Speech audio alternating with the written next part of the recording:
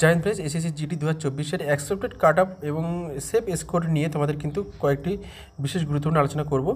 So দেখো, এটি কিন্তু কিউএনএ ভিডিও। তোমরা যারা কোশ্চেন করো, তোমাদের সমস্ত কোশ্চেন কিন্তু সঠিকভাবে অ্যান্সারটা দিই। তোমরা যারা নতুন হয়ে আছো, অবশ্যই কিন্তু চ্যানেলটি সাবস্ক্রাইব করে পাশে থাকবে। আর যদি কোনো প্রশ্ন থাকে অবশ্যই কমেন্ট করবে।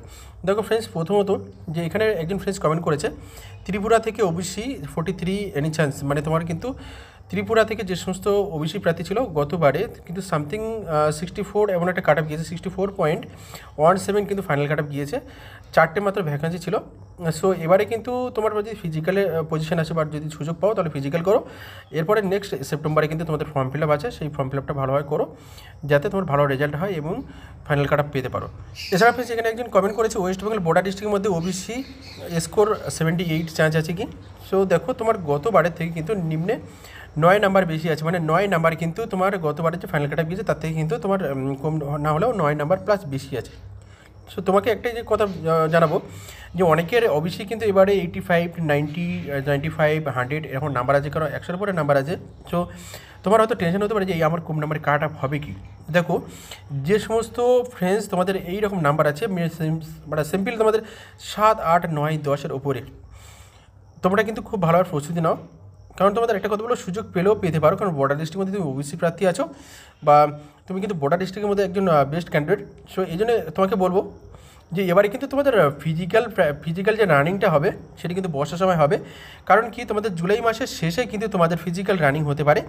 সো এই কারণে তোমাদের কিন্তু এবার সুযোগ হতে পারে। কারণ কি, যে এই বর্ষার সময় যদি রান হয় এবং যদি তোমাদের ট্র্যাকে রান করা যায়, তো 400 মিটার বা 500 মিটার বা 600 মিটার ট্র্যাকে যদি রান করায়, সেখানে যদি কাদা থাকে এবং মাঠে যদি রান করায়, প্রথমত দেখো যদি মাঠে রান করায় সেখানে ওভারটেক কিন্তু করতে অসুবিধা হয়। ধরো গোল একটা মাঠে কিন্তু 600 মিটার মাঠ হলে সেখানে কিন্তু টাইম বেশি লাগে। মানে তোমরা যখন রাস্তায় আগে যেমন তোমাদের টাইম মেনটেন করতো রানে, বা 1 কিলোমিটার গ্রাউন্ড যখন রান করতো সেখানে কিন্তু টাইম কম লাগতো। এখন যদি তোমাদের 500 মিটার ট্র্যাকে রান করায়, কারণ তোমরা যেন RFID তোমাদের টেকনোলজি ইউজ করছে, এই কারণে এটি কিন্তু 1 কিলোমিটারের ওপরে একটা মানে এটি কিন্তু কাজ করে, মানে যে সেন্সার যে তোমাদের লিঙ্কটা থাকে সেটি কিন্তু 1 কিলোমিটার ভেতরেই কিন্তু তোমাদের থাকতে হবে।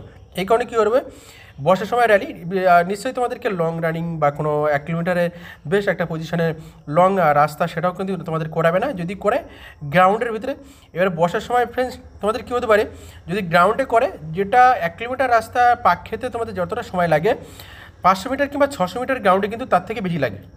এই একটা পয়েন্ট। দ্বিতীয় পয়েন্ট, যে তোমাদের কিন্তু এই গ্রাউন্ডের ভিতরে যদি তোমরা রান করো, সেখানে কিন্তু সময়টা বেশি লাগে। ধরো তোমরা 5 পাকে 5 কিলোমিটার, কিন্তু ওটা যদি তোমাদের 8 পাক করতে হয়, 9 পাক করতে হয়, তখন কিন্তু সময়টা বেশি লাগে।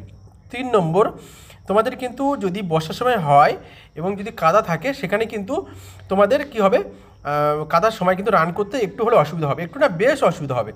4 নম্বর পয়েন্ট, তোমাদের কিন্তু যদি গ্রাউন্ডে হয় সেখানে ওভারটেক, মানে যারা প্রথমে আছে তাদের বেশ পজিশন থাকবে, যারা পেছনে আছে তাদের ওভারটেক করতে অসুবিধা হয় গ্রাউন্ডে, যেটা আর্মি র্যালিতে হয়। সো এতগুলো প্রবলেম। এখানে কাদের প্রবলেম হবে, যারা আর্মির জন্য ভালোভাবে প্র্যাকটিস করে, প্রস্তুতি করে, তাদের জন্য কিন্তু রানিংয়ে কোনো প্রবলেম নেই। কিন্তু যারা নর্মাল রানিং, ধরো তোমাদের 22 মিনিট 30 সেকেন্ড থেকে যারা রান করে 24 মিনিটের ভেতরে, সো এই সমস্ত ফ্রেন্ডসদের কী হবে, যাদের এর ভেতরে রানার থাকে, তারা যদি ওভারটেক না করতে পারে, বর্ষার সময় যদি কাদা থাকে, কিংবা দেখা যাচ্ছে যে রানটা করা হয় গ্রাউন্ডে যদি 8-9 পাক থাকে, তাতে যদি সময় বেশি লেগে যায়, কিংবা এই সমস্ত যে 3-4টে পয়েন্ট বললাম, এই সমস্ত কারণে কিন্তু এই 22.5 থেকে 24 মিনিটে যারা রান করে তাদের ক্ষেত্রে রিস্ক হবে। আর দেখো, এই 22.5 মিনিটের মধ্যে, এই 22.5 থেকে 24 মিনিটের ভেতরে যে সমস্ত স্টুডেন্টস পাস করে 22 মিনিট 30 সেকেন্ডের মধ্যে থেকে 24 মিনিটের ভেতরে যারা রান করে, এখানে কিন্তু 50%, মানে 50 থেকে 60% ছেলেই কিন্তু রান পাস করে। আর যারা তোমাদের 22 মিনিটের ভেতরে রান পাস করে, তাদের কিন্তু 18 মিনিট, 19 মিনিট, 20 মিনিট, 21 মিনিট এমন ক্যাটাগরি ছেলে কিন্তু মানে 22 মিনিটের ভেতরে রান করে, মানে রান পাস করতে পারে। যারা অনেকে ফ্যাট আছে, অনেকে কিন্তু রান করে না এসএসজিডি, কারণ আর্মি রানের এসএসজি রানের মধ্যে অনেকটা পার্থক্য থাকে। এই কারণে যারা এবারে কিন্তু প্রচুর পরিমাণে, মেন কথা হলো এবারে কিন্তু প্রচুর পরিমাণে রান ফেল করতেও সম্ভাবনা আছে, কারণ RFID 1 সেকেন্ডও কিন্তু এদিক ওদিক হবে না।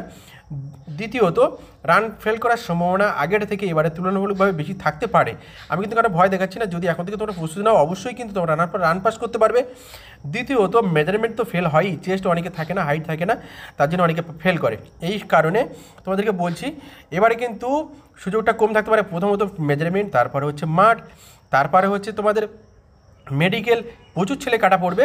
এই কারণে যারা পাস করবে তাদের জন্য কিন্তু তোমার যে 78 নাম্বার আছে, দেখো এতগুলো কথা বলার একটাই কারণ, তোমার যে 78 নাম্বার আছে এই জন্য তুমি টেনশন করবে না, পাস করো, তোমার কিন্তু তুমি সেভ স্কোরের মধ্যে থাকতেও পারো, বা ফাইনাল কাট আপ কিন্তু তোমার জন্য থাকতেও পারে।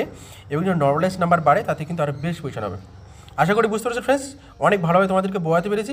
আরেকটা প্রশ্ন করেছে, দেখো বোর্ডারের মধ্যে এসসি প্রার্থী, দেখো তোমাদের সামনের বারে কিন্তু 69.12 কাট আপ গিয়েছিল, এবার 68.5। অবশ্যই ফিজিক্যাল এবং মেডিকেল সুযোগ আসতে পারে, ফিজিক্যাল 100%, মেডিকেল সুযোগ আসতে পারে। কিন্তু তোমাকে একটাই সাজেস্ট করবো যে এই নাম্বারটা থেকে যদি তোমার 10 number score card normalise number বাড়ে তাহলে কিন্তু তুমি সেফ, যদি না বাড়ে তাহলে তোমার জন্য এখন থেকে বলবো প্রিপারেশন নাও নেক্সট রিক্রুটমেন্টের জন্য। তোমার সেপ্টেম্বরে কিন্তু ভালো নাম্বার তুলেছে, এবারে 68 মানে 69-এর গায়ে নাম্বার আছে। যদি আরেকটু সামান্য তুমি কোথায় কোথায় খামতি আছে, মানে কোথায় ঘাঁটি আছে, সেগুলো যদি নক করে পড়াশোনা করো 100% উপরে নাম্বার পাবে। আশা করি বুঝতে পারছি ফ্রেন্ডস। জেনারেল ডিস্ট্রিক্টের মধ্যে এখানে স্কোর কার্ড এসসি 106 নাম্বার, 101, আচ্ছা ঠিক আছে, মানে 106.50 নাম্বার সিআরপিএফ বা বিএসএফ। দেখো সিআরপিএফ সামথিং গতবারে 61 যেতে পারে, সরি 81 যেতে পারে, আর বিএসএফের জন্য কিন্তু সামথিং 83 এরকম একটা কাট আপ গিয়েছিল। সো 83 পয়েন্ট প্লাস একটা কাট আপ গিয়েছিল, 83.11 হতে পারে।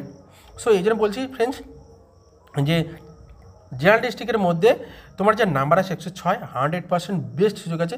সিআরপিএফ এবং বিএসএফ অবশ্যই চাকরি পাবে যদি তুমি সমস্ত ফিজিক্যাল দিক থেকে ফিট থাকো, মেজারমেন্ট ফিট থাকো এবং মেডিকেল করো।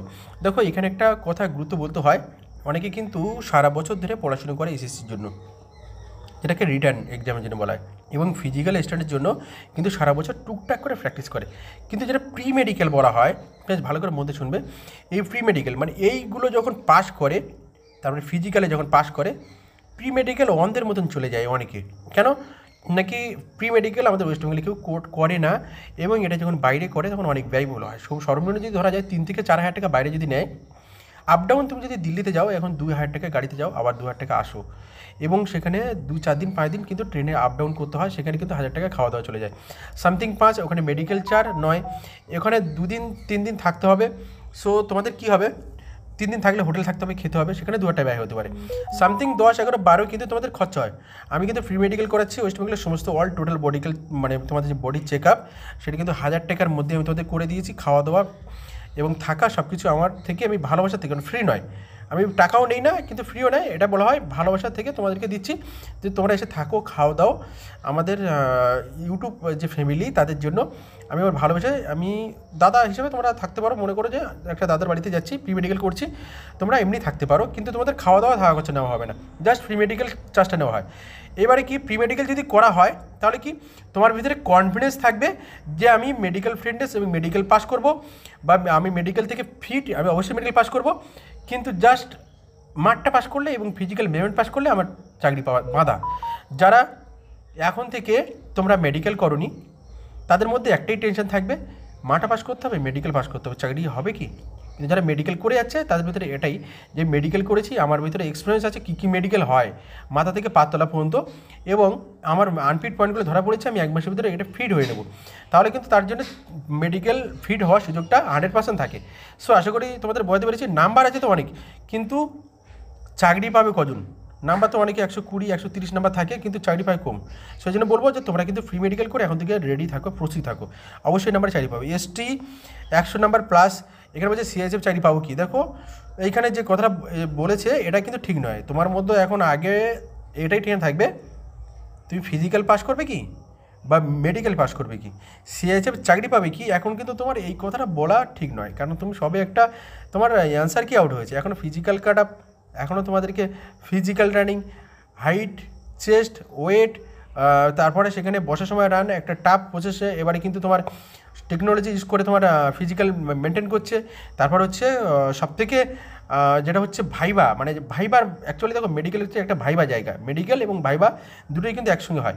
সো এত বড় একটা জায়গা এই পার করার পরে তুমি বলবে যে দাদা দেখুন তো এবারে এতগুলো এই পাস করেছিল ফিজিক্যালে, এইভাবে মেডিকেল ডেকেছে, এতগুলো ফেল করেছে, এতগুলো পাস করেছে, সিএসএফ কি সুযোগ পাবো? তাহলে তখন বলতে পারবো তুমি সিএসএফ পাবে কি। এখন বলবো তুমি চাকরি পাবে, কিন্তু তোমাকে ফিট থাকতে হবে। জাস্ট তোমাদেরকে এটাই বলতে পারি। আশা করি বুঝতে পারছো ফ্রেন্ডস। এখানে দেখো একজন ফ্রেন্ডস কমেন্ট করেছে আগের বারে 81.67 কাট আপ গিয়েছিল। সো এখানে বলতে চেয়েছে 92, এবারে এসসি জেনারেল করে 92 নাম্বার তোমার আছে 10-এর উপরে, 10-11 উপরে কিন্তু তোমার নাম্বার আছে, সুযোগ আছে, অবশ্যই তুমি কিন্তু প্রস্তুতি নাও। দেখো এখানে বর্ডার ডিস্ট্রিক্টের মধ্যে এসসি 74.75 100% সুযোগ আছে। বর্ডার এসসি তুমি কিন্তু খুব ভালো সার্ভিস পেয়ে যাবে, বা ভালোভাবে যদি ফাইনাল কাটা পেয়ে যাবে যদি সব কিছু ফিট থাকো। এখানে একজন কমেন্ট করেছে ফার্স্ট টাইম 39 ফিজিক্যাল হবে কি। দেখো তোমার যে নাম্বার আছে অনেক কম আছে, সেপ্টেম্বরে ফর্ম ফিল আপ হবে। সাজেস্ট করবে এখন থেকে প্রিপারেশন নাও, কোচিং নাও, এবং তুমি যদি চাও ভালো ভালো বই কিনতে পাওয়া যায়, একটা না 2 থেকে 3টে বই কেনো এবং প্র্যাকটিস সেট কিনে ভালো করে প্রস্তুতি নাও, অবশ্যই কিন্তু ভালো নাম্বার পাবে। এই নাম্বার থেকে তুমি যে নাম্বার পেয়েছো ফিজিক্যাল পাবে কি, খুব ভালো একটা প্রশ্ন করেছো, কিন্তু ফিজিক্যাল না পাওয়ার সম্ভাবনা 100%। জাস্ট তোমাকে বলবো তুমি এখন থেকে প্রিপারেশন নাও। ফ্রেন্ডস দেখো কলকাতা থেকে এসসি 79 আছে। সো কলকাতা যদি বর্ডার ডিস্ট্রিক্টের মধ্যে যদি তোমরা পড়ো, জেনারেল ডিস্ট্রিক্টের মধ্যে পড়ো নাম্বার কম আছে। যদি বর্ডার ডিস্ট্রিক্টের মধ্যে পড়ো, যে কোন সাইডে আছে তুমি জানি না, কলকাতায় কিন্তু আমাদের সোনারপুর আমাদের কলকাতার আন্ডারে পড়ে হাফ। সো দেখো সোনারপুর হাফ কিন্তু সাউথ 24 পরগনা আছে, তারও বর্ডার ডিস্ট্রিক্ট। কলকাতা কিছু কিছু সাইড আছে যেটা হচ্ছে নর্থ 24 পরগনায় গা ঘেসে। সো দেখো তুমি যে বর্ডার ডিস্ট্রিক্টের মধ্যে থাকো 79 মানে অনেক নাম্বার আছে, এসসি সুযোগ আছে। সুযোগ যখন আছে তুমি কিন্তু ভালো করে প্রস্তুতি নাও। এখানে হচ্ছে 69 কাট আপ গিয়েছিল বর্ডার ডিস্ট্রিক্টে, 90 নাম্বার আছে, 100% সুযোগ আছে। মেডিকেল প্রি মেডিকেল যদি প্রি মেডিকেল না করে থাকো এখন থেকে প্রি মেডিকেল করে নাও। কারণ কি একবারই তোমরা লক্ষ্য নাও যে আমি একবার ভালো নাম্বার পেয়েছি, অনেক কষ্ট করে নিজেকে তৈরি করেছি, একবারই যাতে আমার ফাইনাল সিলেকশন হয়, তার জন্য এখন থেকে খুব ভালোভাবে মেডিকেল প্রস্তুতি করো। তোমার মধ্যে কনফিডেন্স থাকবে, মেডিকেল ফিট আমি মাঠ পাস করে চাকরি পাবো। জাস্ট এই কনফিডেন্স যদি তুমি থাকে তাহলে কিন্তু তুমি চাকরি অবশ্যই পাবে।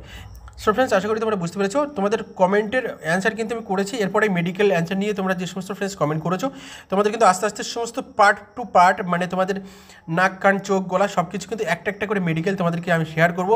তোমরা যদি চ্যানেল নতুন হয়ে থাকো অবশ্যই কিন্তু আমাদের চ্যানেলটা সাবস্ক্রাইব করবে, কারণ কি নেক্সট যে নোটিফিকেশানগুলো আছে সেগুলো যাতে তোমরা তোমাদের কাছে সহজে পেতে পারো, এবং তোমরা এই রিক্রুটমেন্ট থেকে অনেক উপকৃত যাতে হতে পারো।